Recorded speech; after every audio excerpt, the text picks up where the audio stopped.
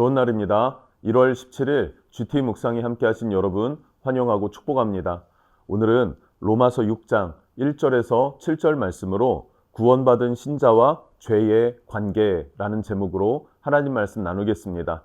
본문 말씀 함께 읽어봅니다. 제6장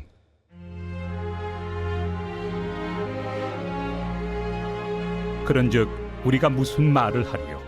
은혜를 더하게 하려고 죄에 거하겠느냐? 그럴 수 없느니라. 죄에 대하여 죽은 우리가 어찌 그 가운데 더 살리요? 무릇 그리스도 예수와 합하여 세례를 받은 우리는 그의 죽으심과 합하여 세례를 받은 줄을 알지 못하느냐?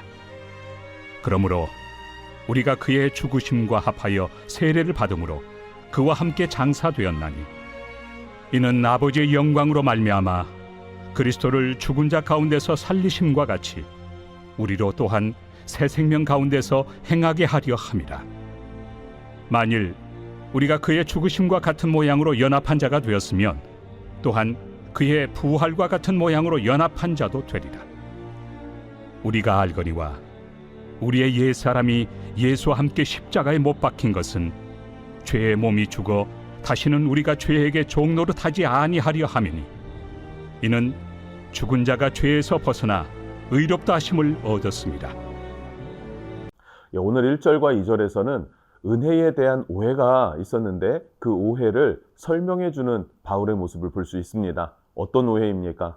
죄가 크면 클수록 하나님의 은혜에 대한 감격과 기쁨도 비례해서 커진다라는 사실이에요. 그렇지 않습니까?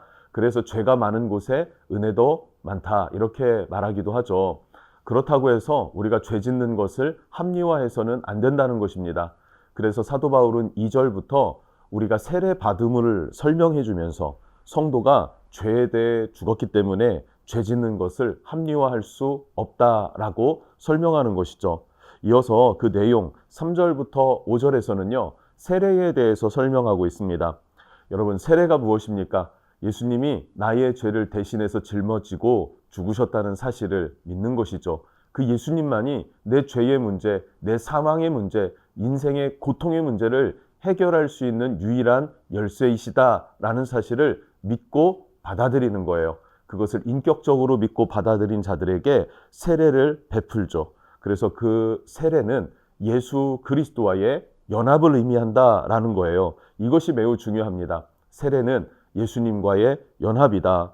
그래서 예수님의 죽음이 예수님과 연합된 나의 죽음이 되는 것이고, 그리고 예수님의 부활이 예수님과 연합된 나의 부활이 되는 것이다. 그런데 내가 죽지 않고 예수님이 대신해서 죽어주셨고, 그리고 예수님이 부활하실 때 우리도 예수와 함께 연합한 자로 함께 살아가게 된다. 함께 부활할 것이다. 라는 것입니다. 요한복음 15장 5절에도 이렇게 말하고 있어요. 나는 포도나무요, 너희는 가지라. 그가 내 안에, 내가 그 안에 거하면. 포도나무와 가지를 떼놓고 말할 수가 없어요. 그러면 떨어져 나간 가지는 죽은 것입니다. 예수님과 우리의 관계가 그와 같아요. 예수님께로부터 떨어져 나간 그 사람은 죽음과 같은 것이죠. 그러나 믿음은 무엇입니까? 예수님께 붙어 있어서 그가 내 안에, 내가 그 안에 거하는 것. 예수님이 내 안에 있는데 나도 예수님 안에 있는 것. 이것을 뭐라고 설명할까요? 그냥 하나 되었다, 연합되었다, 이렇게 우리가 설명할 수 있을 것 같습니다. 3절에서 뭐라고 합니까? 예수님과 합하여 세례받은 우리들은 예수와 함께 십자가에서 못 박혀 죽었다라는 거예요. 장사되었다라고 말합니다. 장례를 치렀다는 말인데 장례를 다 마쳤다라고 하는 상태는 어떤 상태입니까?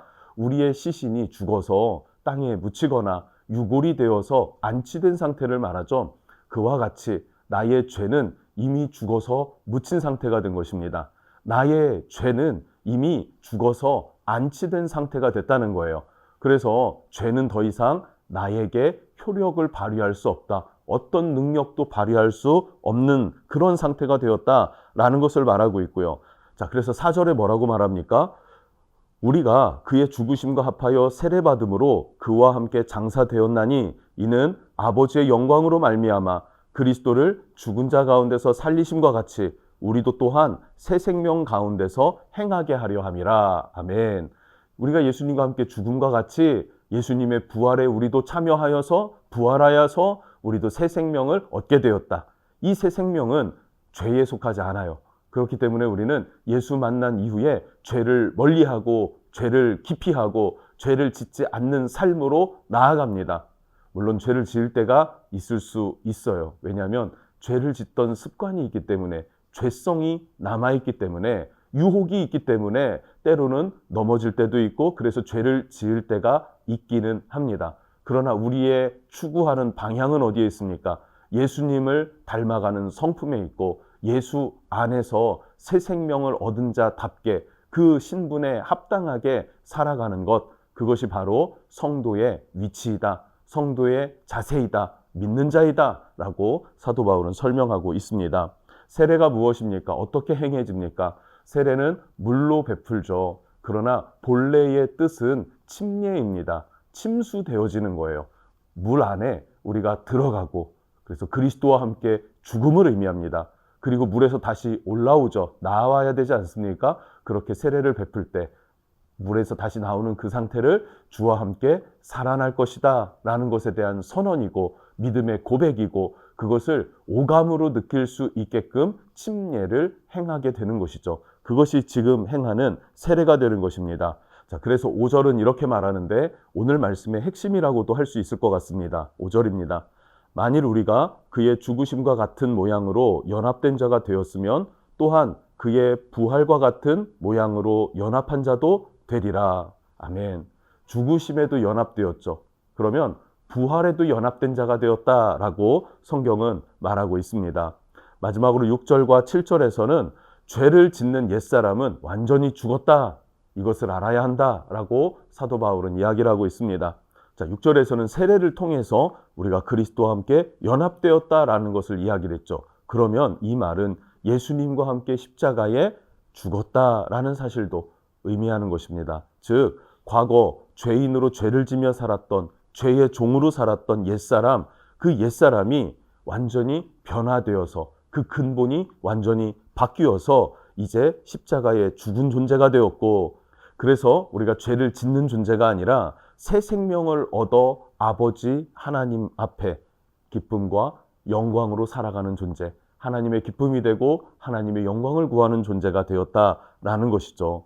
여러분, 돌아온 탕자가 그렇지 않습니까? 탕자로 살아갈 때는 정말로 세상에서 고독하고 혹독하고 받아줄 곳 없고 안아줄 곳 없고 자기 몸 하나 누일 곳이 없었습니다.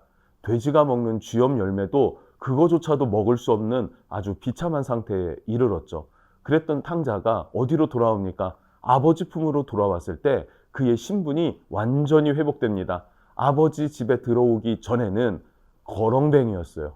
그러나 아버지께로 돌아왔을 때에는 아들의 권세를 회복했습니다. 그래서 그의 삶이 하나님 안에서 행복하고 부요하고 깨끗하고 안전하고 마음에 평안이 있는 그 자리를 취하게 된 것이죠. 우리가 그렇습니다.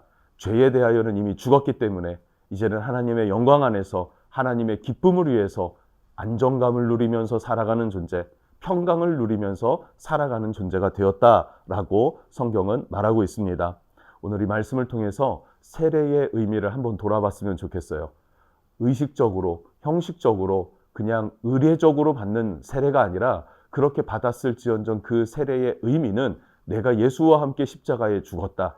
그런데 내가 죽어야 할 그 자리에 실제로 하나님의 아들인 예수님이 나를 대신해서 못 박히셨다. 그의 생명이 멈췄다라는 사실과 그의 부활이 곧 내가 장차 경험하게 될, 장차 내가 얻게 될 새 생명의 부활이구나 라는 사실을 여러분 다시 한번 되새기며 묵상하는 하루가 되었으면 좋겠습니다. 승리하시기를 주님의 이름으로 축복합니다. 기도하겠습니다.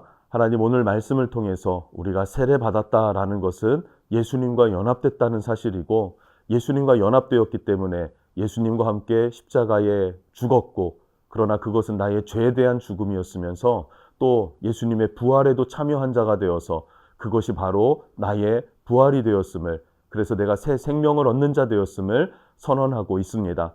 우리의 신분과 또 내가 어떻게 변화되었는지를 분명히 깨달아 알 수 있도록 은혜를 베풀어 주시고 지혜를 더하여 주시고 그에 합당한 삶을 살아갈 수 있도록 인도해 주십시오. 예수님의 이름으로 기도합니다. 아멘.